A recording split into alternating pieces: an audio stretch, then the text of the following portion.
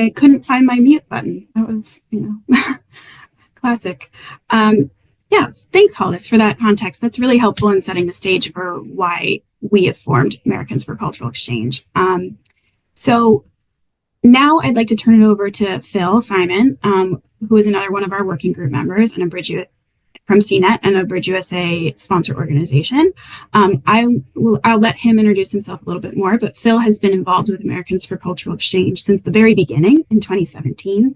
So he is the perfect person to take us through what is Americans for Cultural Exchange, how it started, and what types of engagement you can expect as a part of this coalition. So with that, over to you, Phil.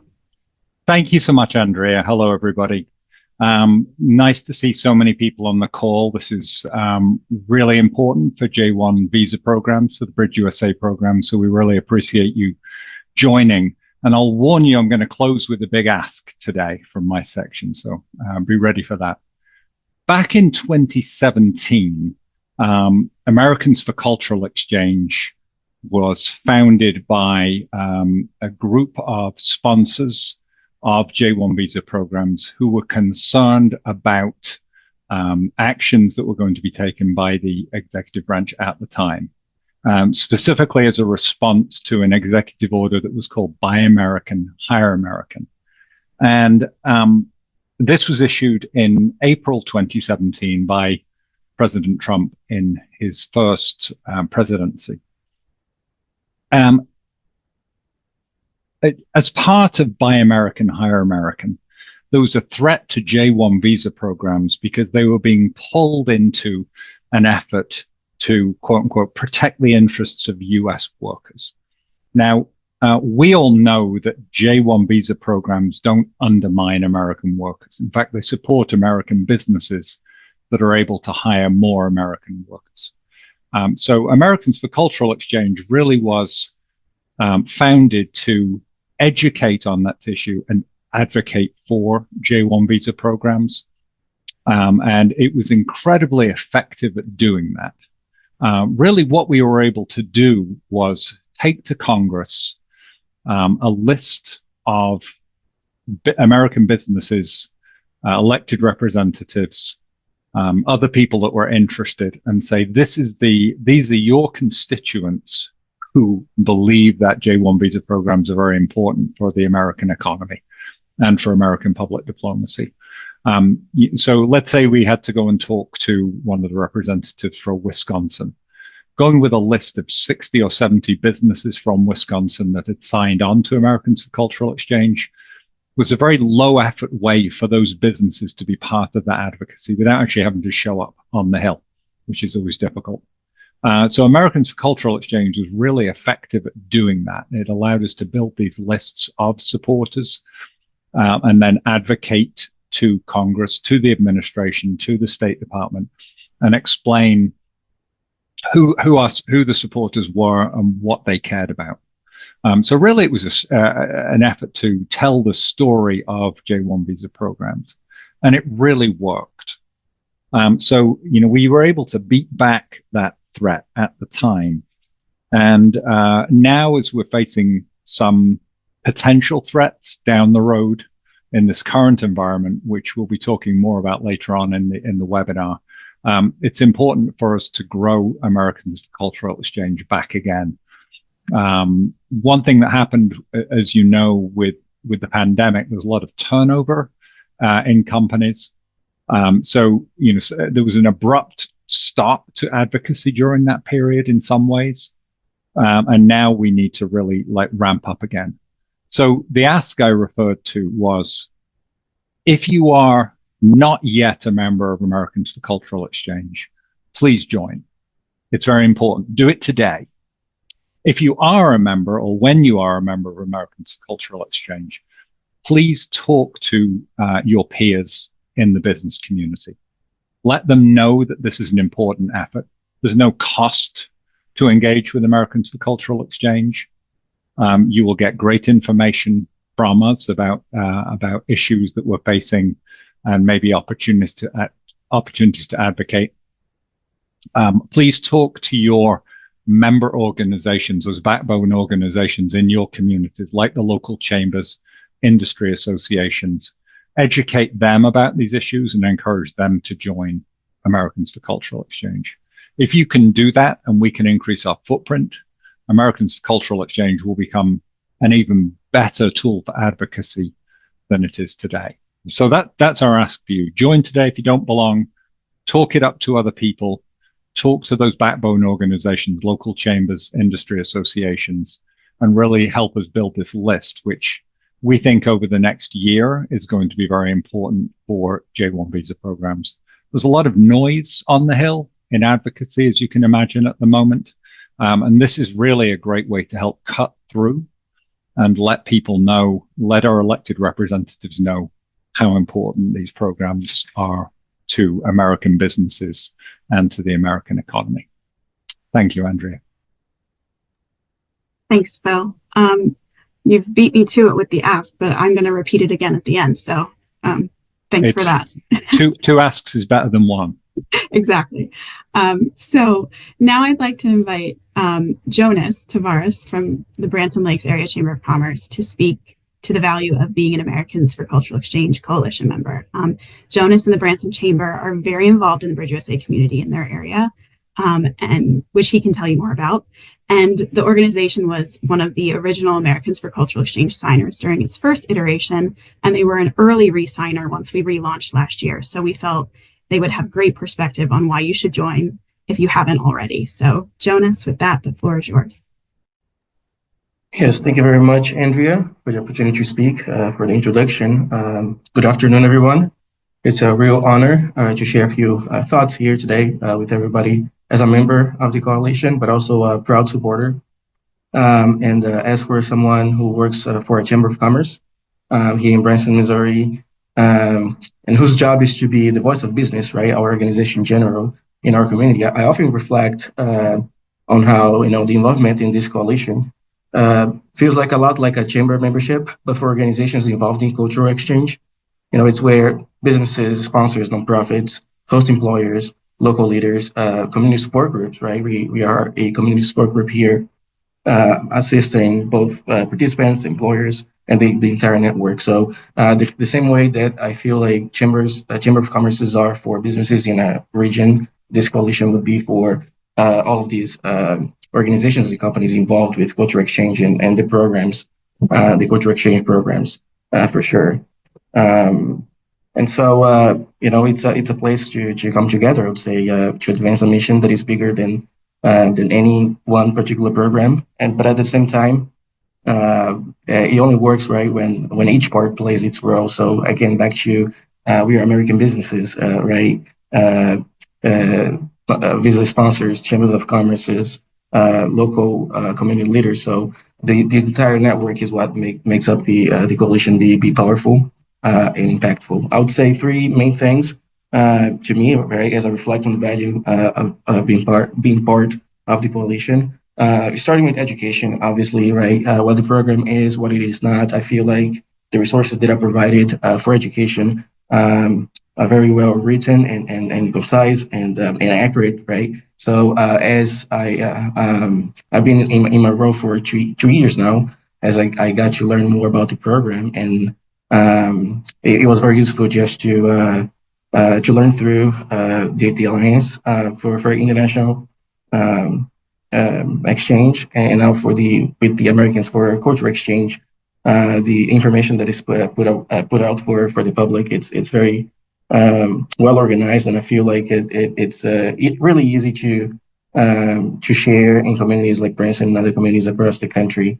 With education, one recent example that I can exemplify what we are doing in our community is, for example, it's been 2 weeks already, but we are running a series of 10 weeks where we are posting every week on a Tuesday on LinkedIn, social media, Facebook, other social media, in our weekly newsletter as well. We are sharing a piece about a page about the program, right? So starting with what it is. And again, a lot of that information is based on the data that's being collected and shared, and the myths and facts, right? It's always important to reiterate what the program is and what it is not. The cultural exchange component of it, the work component of it, it's all important. So for education, right? Again, it's very useful I see a lot of value in that. We try to every year host a community forum at the later part of the year in the fall, and we are able to invite visit sponsors and people, local leaders involved in this program, and again the coalition is a great network for that for me to keep up keep updated with the contacts with the main organizations as I run a community support group. It's very important. Number two, I would say advocacy, and that's a thing that that's something that I would say the coalition does very well. Right, we are proud to co-sign letters to the Secretary of State and other people in Washington and around the country that we direct letters. Right, so the Americans for Cultural Exchange Coalition heads that, and it's good, right? I feel that there's tremendous value in supporting being part of a coalition that makes our voice be heard. Right, we're here in Branson, Missouri, very small town, but this program impacts our region tremendously. And so when it comes to advocacy, right, that we are able to share that here in Branson, Missouri, right, thousands of miles away from where participants come, and hundreds of miles away from Washington D.C. This program is so powerful that it has a great impact here in Branson, Missouri. And so again, we are proud to advocate for the program and support the coalition in these efforts.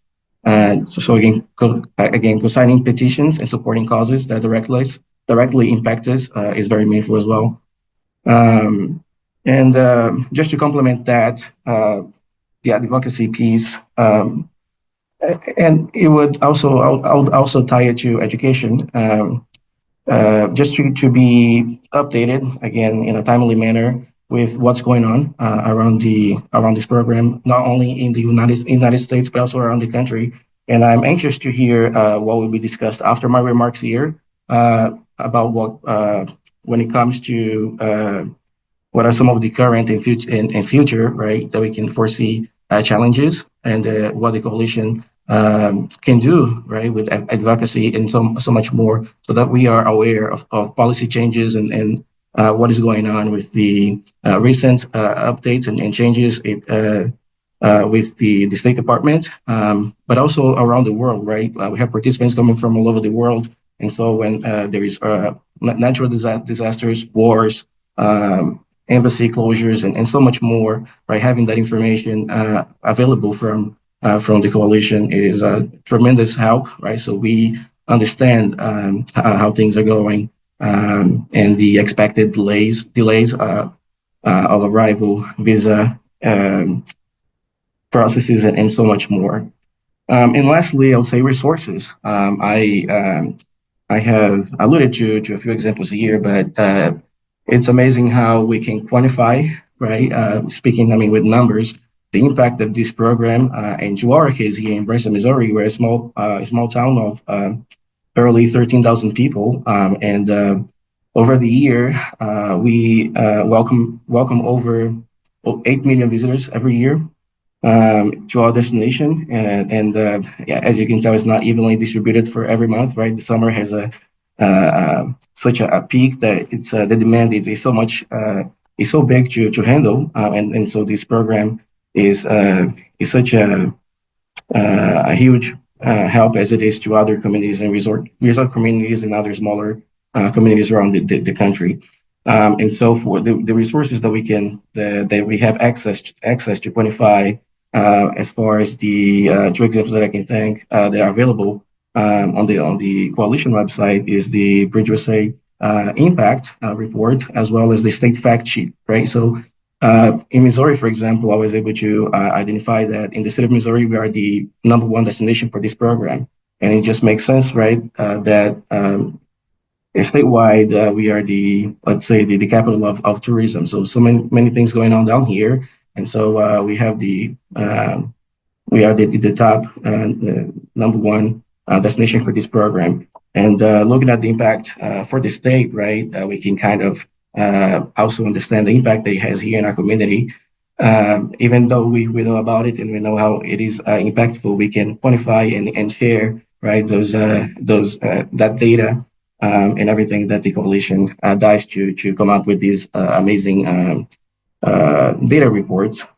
So for resources, other examples, I would say, as a community support group, and we assist participants while they're here with welcome orientations and fun cultural activities. Exchange Day is always a big one. And so all the marketing toolkits and other resources that we can share with our community, with participants.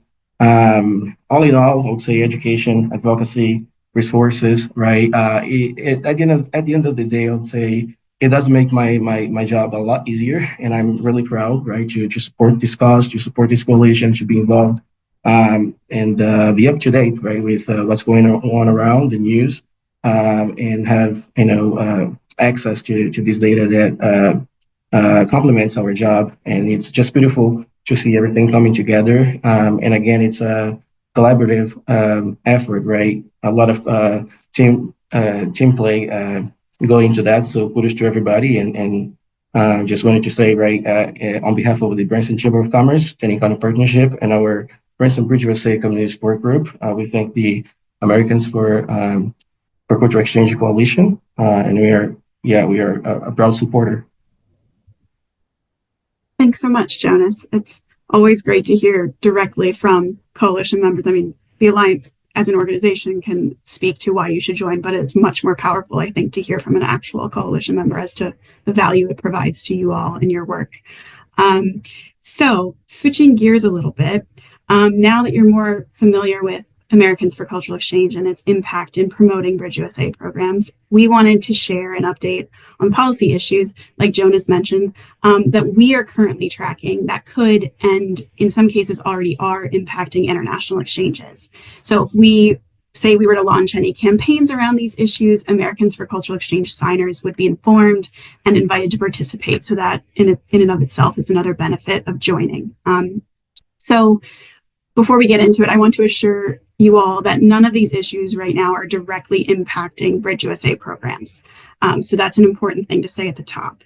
But we are monitoring a number of different things that are impacting international exchanges at large. So one thing that we're keeping track of is any disruptions to Bridge USA visa issuance. So we're not hearing from our members, many of the sponsors on the call and the hosts that you hosts work with, we're not hearing that there are significant challenges for Bridge USA visa interviews or visa denials right now. So that's really good news. It's being reported that a number of embassies are being considered for closure, with many of those being in Europe and Africa.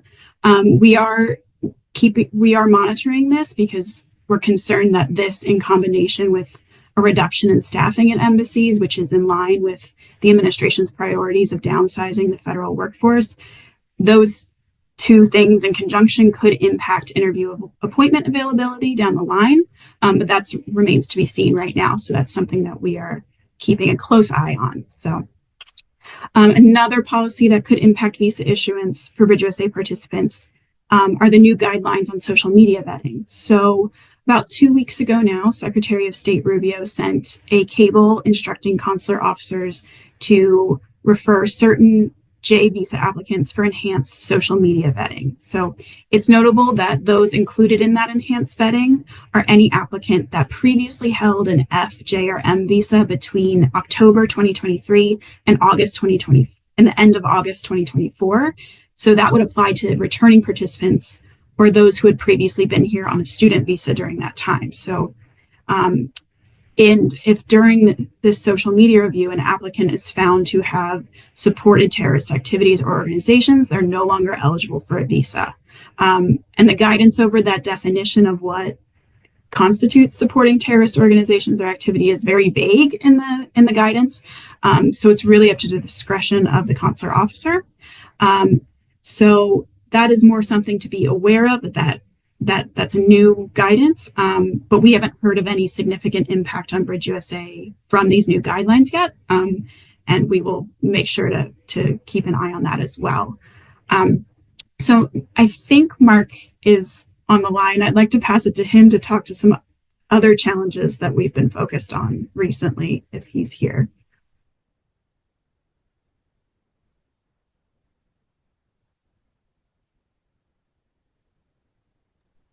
Hey, Andrea. Sorry about that. I've been having some tech issues over here. I'm appearing to you as Gabrielle Cassio, but my name is in fact Mark Overman. I'm Executive Director of the Alliance for International Exchange. So let me give just a belated welcome from my end, and thanks to you all for being here. I know some of people are having trouble joining the Zoom call as well as I was. Apparently Zoom is having issues kind of worldwide, so that would explain it a little bit. I'm glad the meeting is still happening though, and you're all here. As Andrea said, let me just get into two other areas of challenges to international exchange and education programs. Again, like she said, not directly impacting or related to J1 Bridge USA programs right now, but that really are things the Alliance has been focused on and working on over the last 3 months and do impact our broader world of international exchange. First are two issues that are related to Department of State exchange programs, but on the funded side, programs like the Fulbright program, many of you are familiar with, I'm sure, Gilman Study Abroad scholarships, the International Visitor Leadership Program, a whole variety of other cultural, athletic, artistic exchanges, etc., which many Alliance members on the grant funded side of programs run. The first issue is still ongoing, but is in a better place than it was for about 2 months. And that was essentially that organizations that rely on and run grant-funded programs were not getting paid. There were a lot of reasons behind this, many of which were very difficult for us to uncover. But for about a month and a half, from early February through mid-March, organizations did not receive any of the payments that they were contractually obligated to get. Of course, you can all understand, so many business owners on this call, that this was an extreme challenge for organizations and required a lot of difficult decisions, including furloughs and layoffs. Since then, at mid to late March, organizations have been paid again, and we do seem to have some sort of new, challenging but working process for organizations to get paid. But this is something we are keenly focused on, and that is a real impact to a lot of organizations that are running grant-funded programs via the Department of State, the sort of sister programs within the department to the Bridge USA private sector programs. The second issue is one that is not exactly new, but really reared its head earlier this week, and that is the issue of proposals to completely defund and eliminate the Bureau of Educational and Cultural Affairs. And again, I want to step before I get into more of these details. There is no imminent threat right now to eliminate exchanges or the Bureau ECA at the State Department.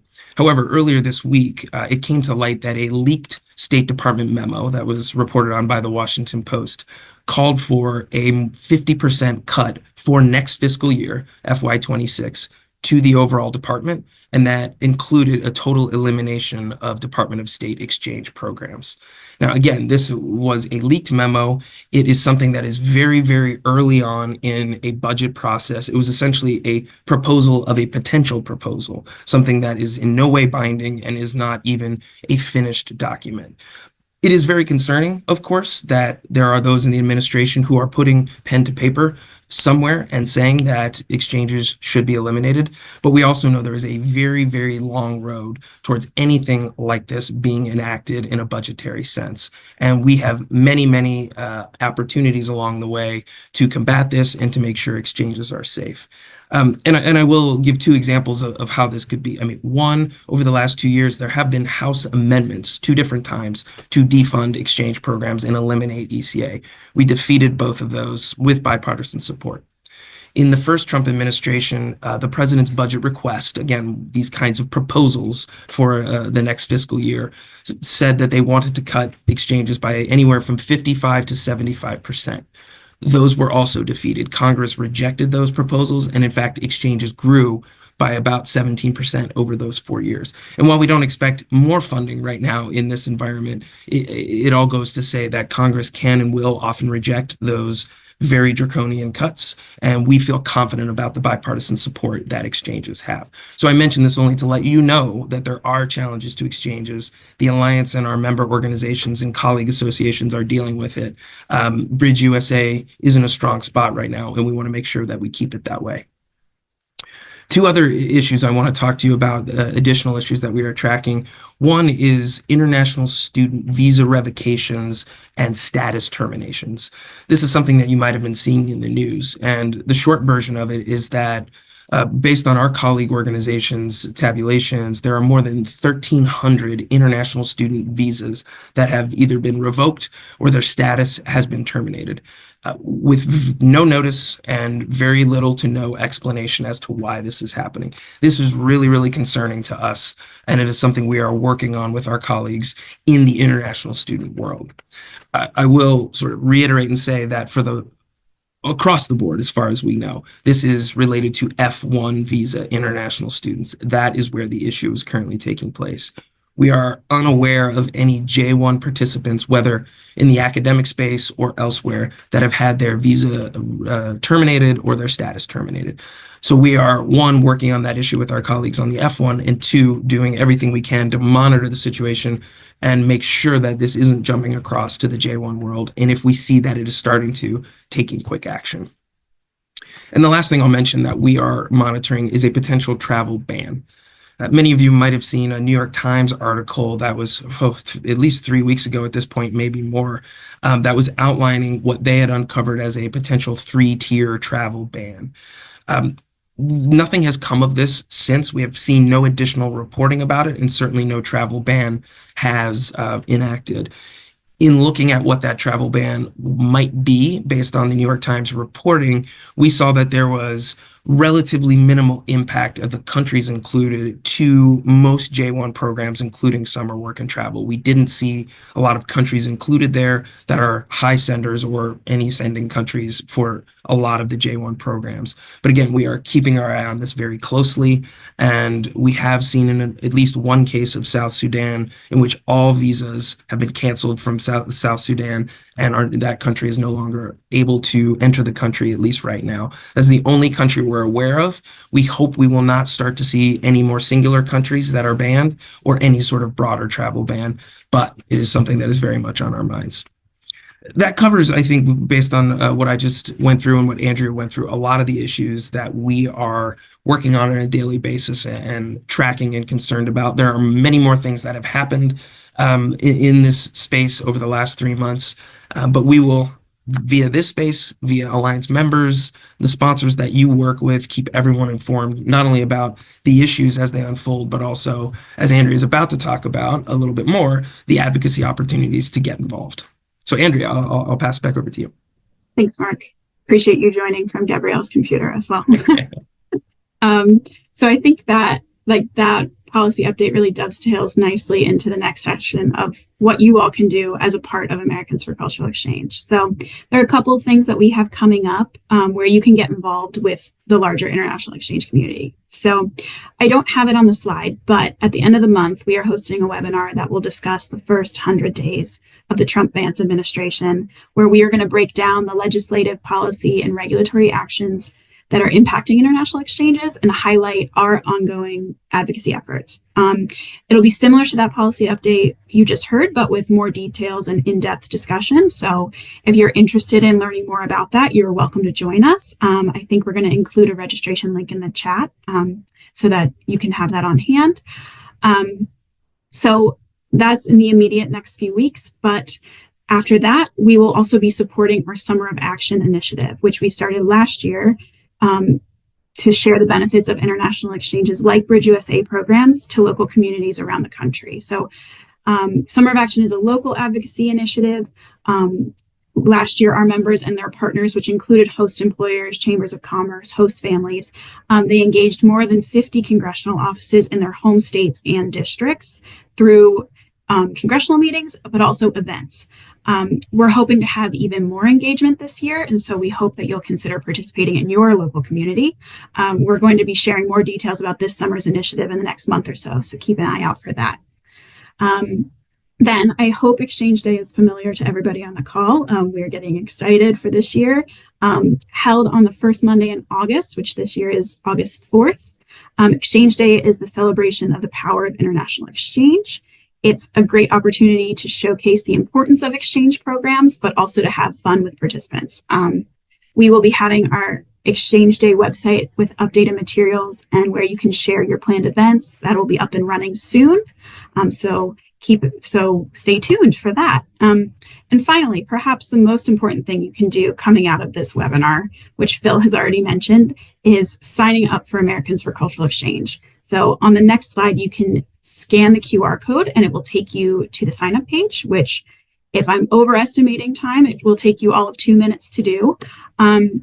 If you've already signed on, or if you are planning to sign on right now, we also ask for your help in growing Americans for Cultural Exchange by spreading the word to your networks, your colleagues, other partners you work with.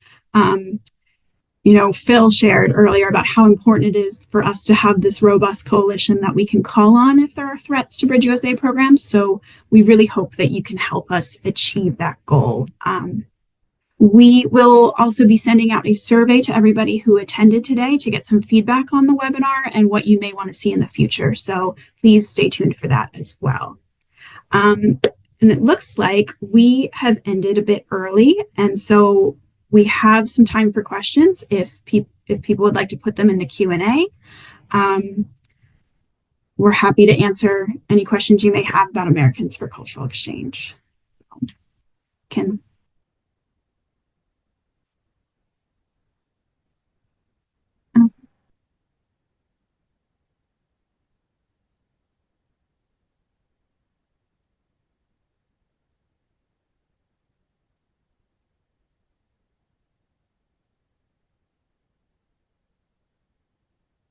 Okay, so Amanda, I'm seeing your question.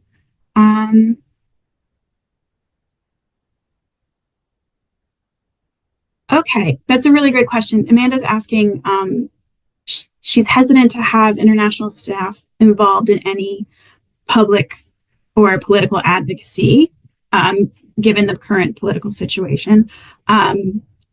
So how would we advise you to do that? Well, Summer of Action and Exchange Day,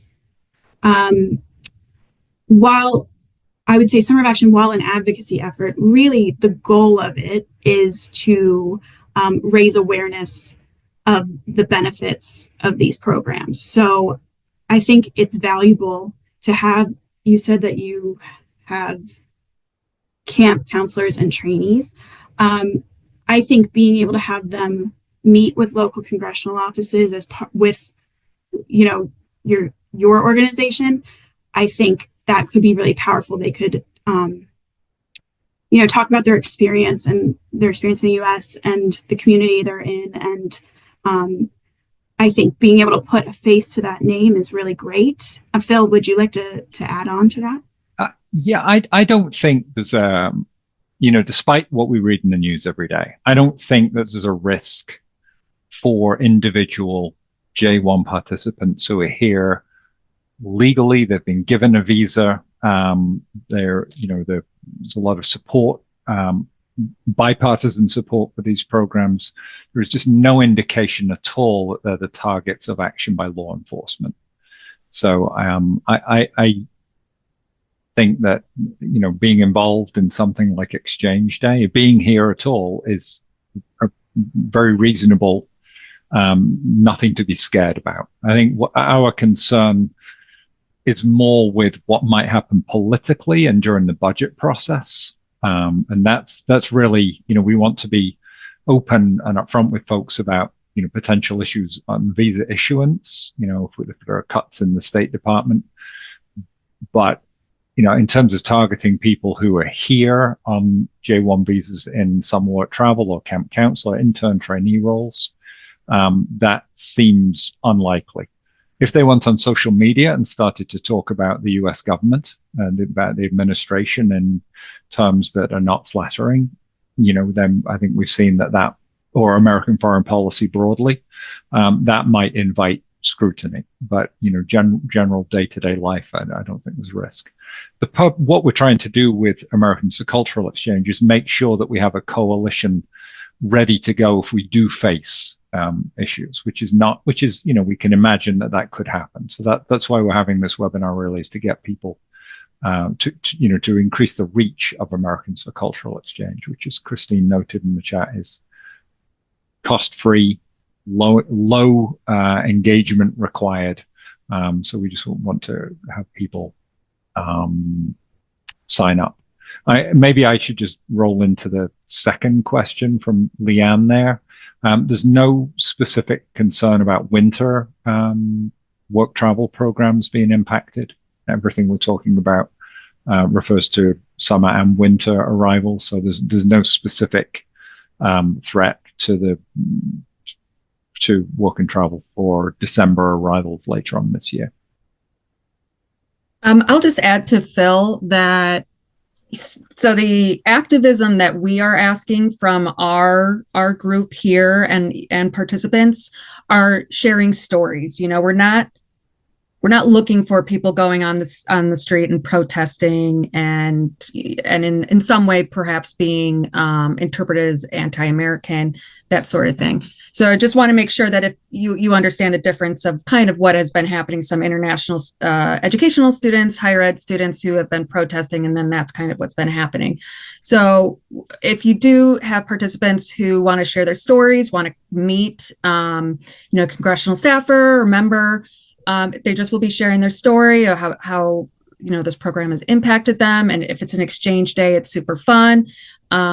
Just having their face there and then kind of explaining a testimonial is really what we're looking for. If there is, like, so to speak, activism, it would really be coming from our American stakeholders, our voters, that we would be looking for. But I just want to make sure, totally understandable, that trepidation of like not wanting to put them at risk, but the work that we're asking should not put any of our participants at risk. Thanks, Aldous. So answered Leanne's question.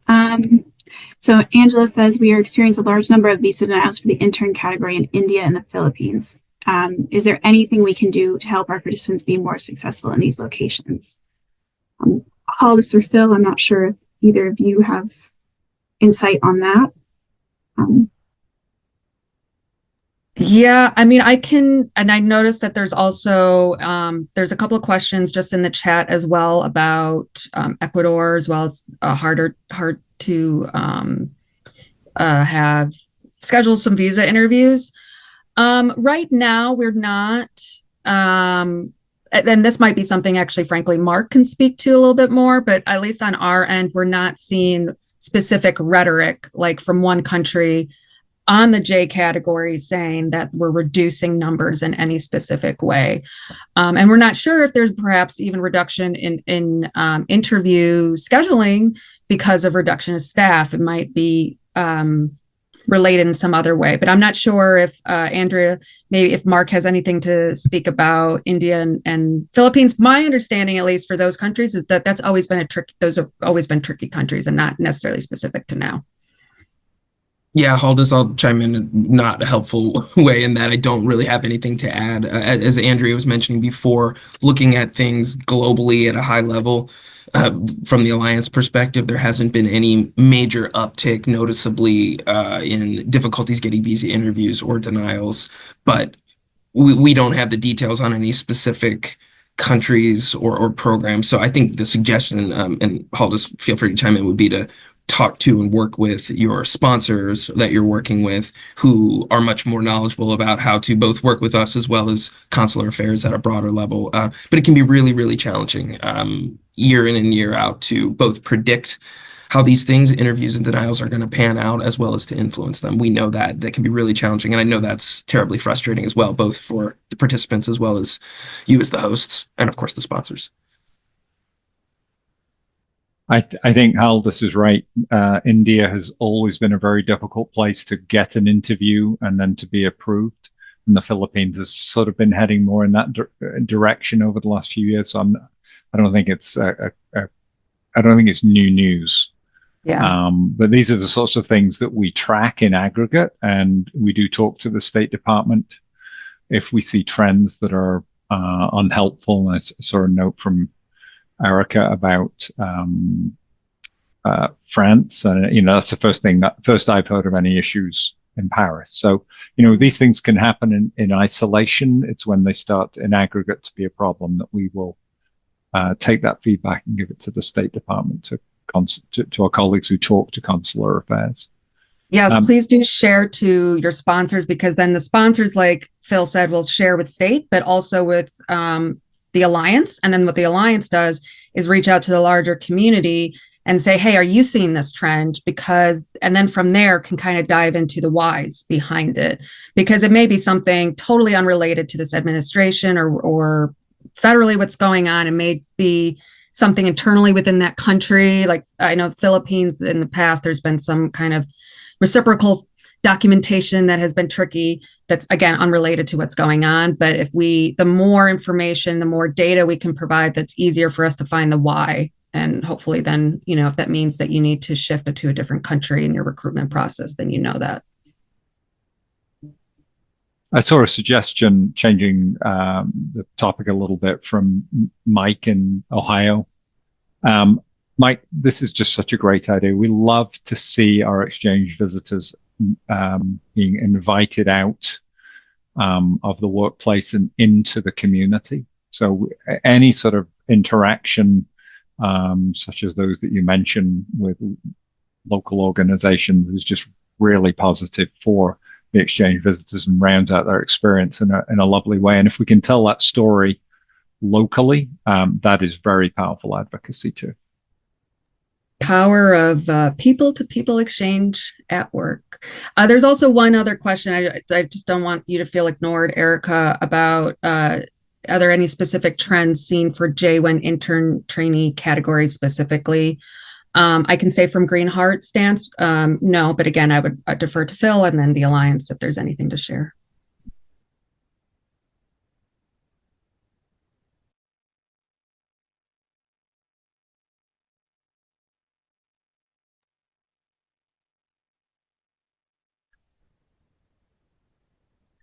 Well, happy to answer any other questions. It looks like we've got 8 minutes left, but if there are none, we could also wrap up early.